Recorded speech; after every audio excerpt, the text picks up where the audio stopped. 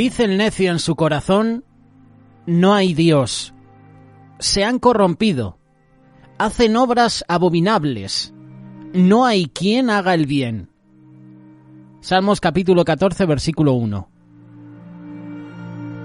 A pesar de que la Biblia nos declara que solamente un necio podría negar la existencia de Dios, la realidad es que siempre encontraremos personas que niegan y que rechazan la existencia de Dios.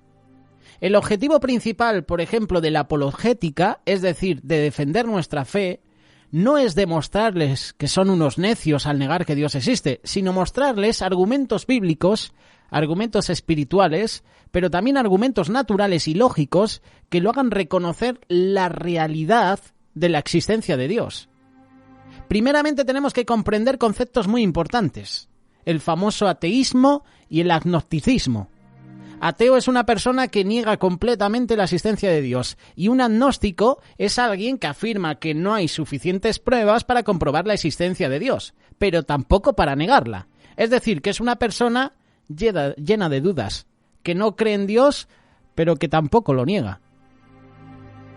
Seguramente en nuestro caminar en la vida cristiana vamos a encontrar muchas más personas agnósticas que ateas. La palabra de Dios nos muestra que negar al Señor, ya sea rechazando su salvación o negando su existencia, traerá como consecuencia la condenación eterna. Es decir, que nuestra misión como cristianos, como discípulos de Cristo, no es solamente presentar los argumentos de la existencia de Dios, sino también presentarles el Evangelio de Jesús. En esta reflexión vamos a ver algunos argumentos apologéticos de la existencia de Dios, tomando como base los argumentos que los ateos y los agnósticos utilizan para negar su existencia. El primer argumento: no se puede afirmar la existencia de un Dios que nunca nadie ha visto. Esta afirmación no es solamente de los ateos, esta es una afirmación que la Biblia nos da. La palabra de Dios también lo declara: a Dios nadie la ha visto jamás. Pero a pesar de eso, la Biblia da por hecho que Dios existe aunque nadie la haya visto. Aquí viene la pregunta: ¿por qué la Biblia afirma la existencia de Dios si nadie la ha visto jamás? Buena pregunta, ¿verdad? Primeramente tenemos que reconocer que muchas cosas que los seres humanos damos por hecho que existen y son reales, lo creas o no, nunca las has visto. Es el ejemplo del aire, es el ejemplo del oxígeno, es el ejemplo del amor, del odio, de la tristeza. La palabra de Dios nos declara que nuestro Dios es claramente visible en su creación, y lo vamos a hacer porque nos vamos a apoyar en algunos versículos. Salmos capítulo 19, versículo 1. Los cielos cuentan la gloria de Dios y el firmamento anuncia la obra de sus manos. Romanos capítulo 1, versículo 20. Porque las cosas invisibles de Él, su eterno poder y su deidad se hacen claramente visibles desde la creación del mundo, siendo entendidas por medio de las cosas hechas, de modo que no tienen excusa. Nadie puede negar la existencia de Dios poniendo como argumento o como excusa que nadie lo ha visto. Lo vemos claramente en la creación, lo vemos claramente en los cielos, en la tierra.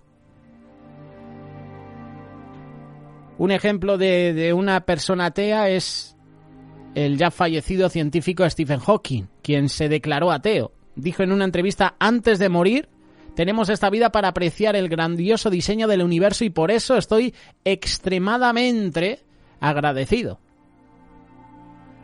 Este hombre tan lleno de conocimiento solamente pudo reconocer el grandioso diseño del universo, pero no quiso o no pudo reconocer al Creador.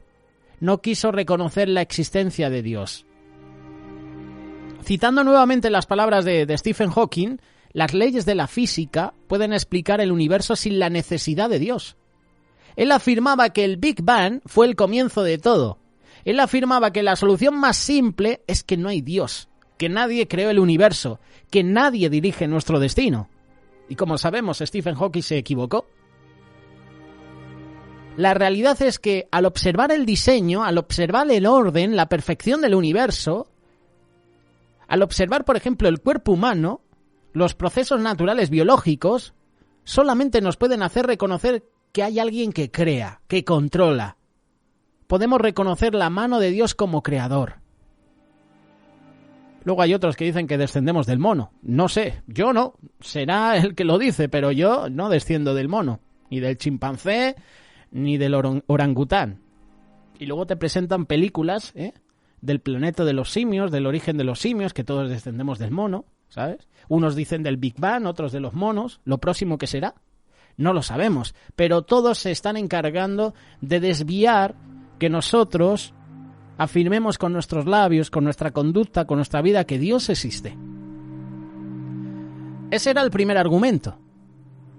Si te acabas de conectar a este espacio, el primer argumento es que no se puede afirmar la existencia de un Dios que nunca nadie ha visto.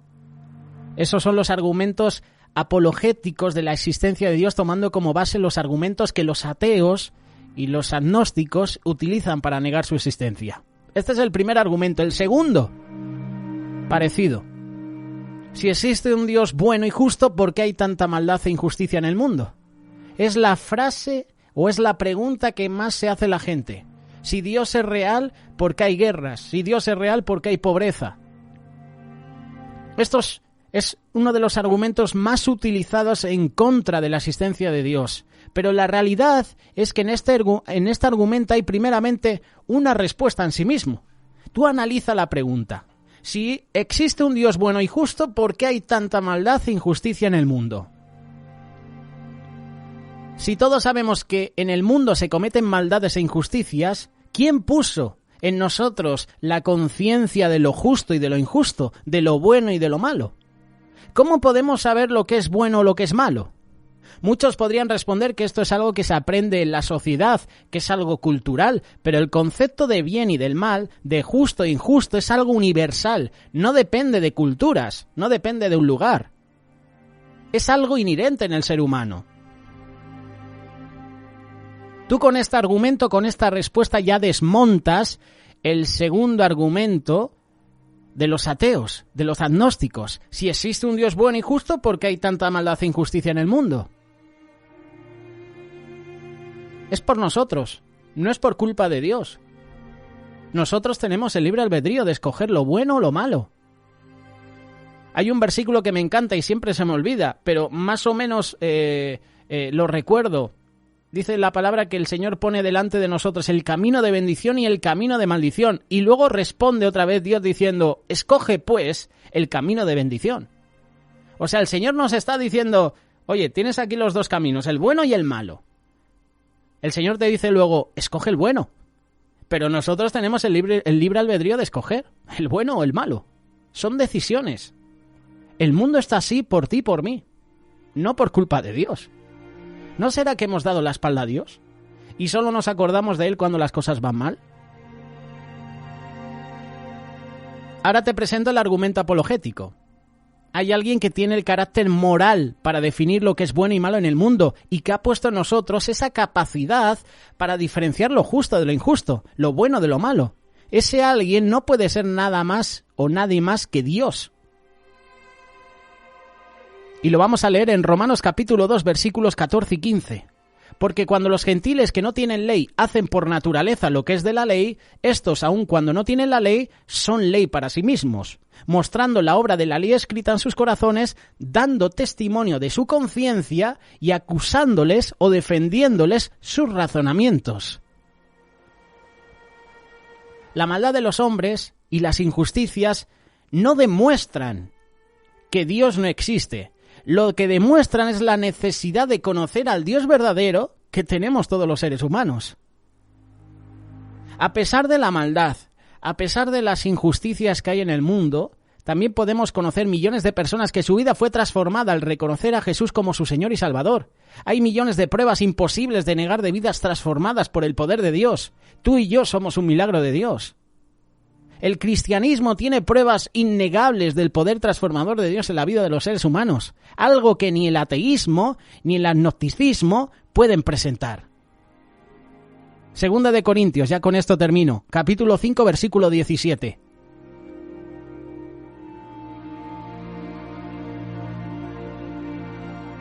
De modo que si alguno está en Cristo, nueva criatura es. Las cosas viejas pasaron, he aquí todas son hechas nuevas.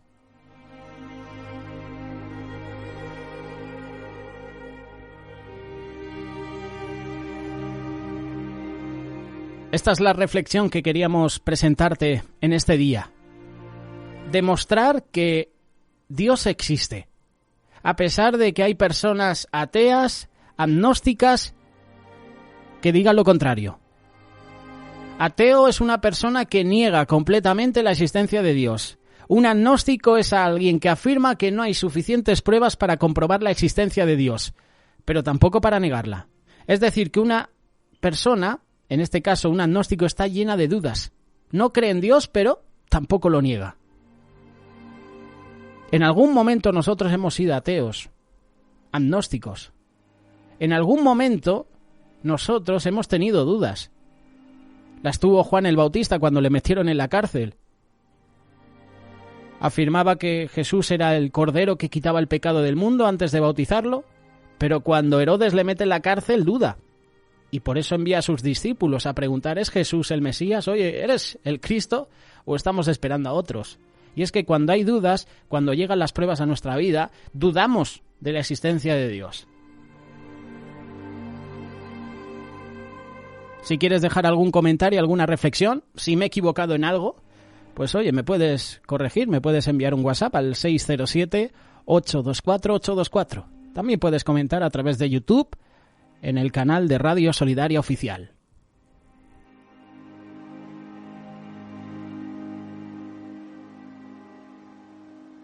Radio Solidaria, una radio comprometida.